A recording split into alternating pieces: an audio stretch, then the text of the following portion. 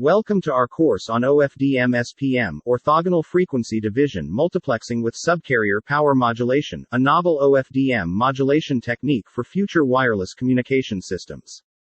In this course, you will be introduced to orthogonal frequency division multiplexing with SPM and guided through its inner workings by your instructor Abdulwahab Hajar, co-author of a number of articles that brought Ofdm-Spm into the telecommunication systems literature.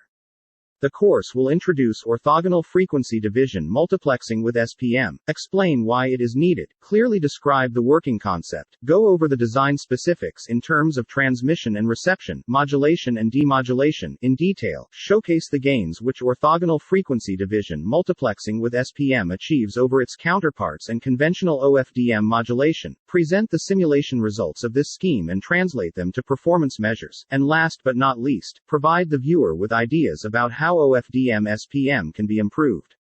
Greater than what will I learn? The course will equip the student with the following: an intuitive and strong understanding of Ofdm-Spm, its working concepts, transceiver structure, its specifics and constraints in both the modulation and demodulation stages, and furthermore, the benefits and gains to using Ofdm-Spm.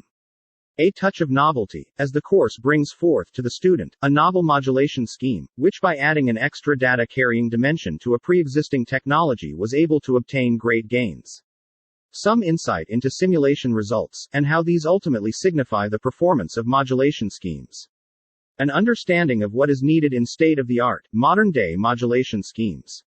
The motivation and ideas to continue with further research on this topic, especially since the code can be purchased from Researcherstore.